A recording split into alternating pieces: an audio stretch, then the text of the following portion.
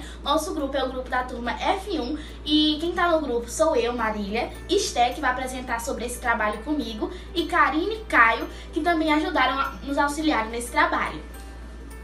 Então, eu vou falar sobre o despertar do sono dogmático e eu vou começar abordando o que é em si o sono dogmático.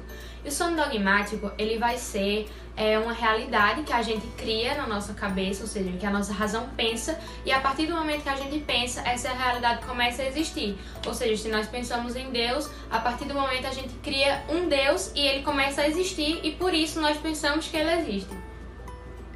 E Kant, através da Revolução Copernicana, vai dizer que a gente precisa analisar essa razão antes de criar a ideia. Por quê? Porque a nossa razão, ela pode ser errônea. Porque se a gente pensa em Deus, beleza, a gente está pensando, mas a gente não sabe se isso realmente existe, se isso é existente. Então a gente precisa analisar essa razão.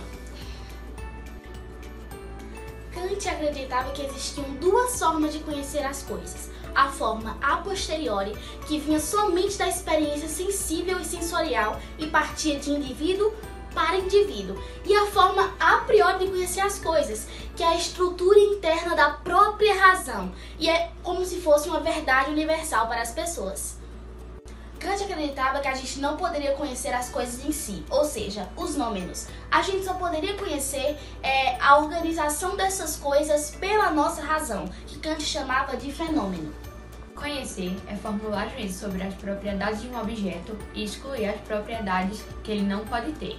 Ou seja, se eu digo que o número 4 ele é inteiro e ele é par, o 4, um objeto, é um número, alguma coisa, ele é inteiro e par. Ou seja, essas são as propriedades positivas dele, e as propriedades negativas seriam as propriedades que eles não poderiam ter, ou seja, eles são uma fração ou outra coisa.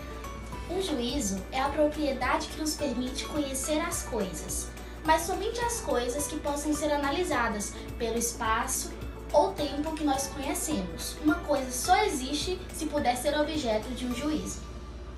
Ou seja, as coisas só existem quando analisadas por um sujeito. E para Kant, esse sujeito não precisa ser um sujeito psicológico, um sujeito individual, e sim um sujeito que ele chama de sujeito transcendental, que é um sujeito racional, um sujeito universal.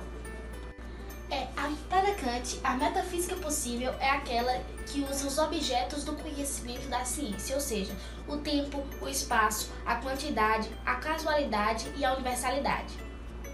A psicologia ela vai estudar os fatos observáveis, mas ela não vai dar os fundamentos para isso. Já a filosofia ela não vai estudar os fatos observáveis, mas ela vai descrever as significações universais.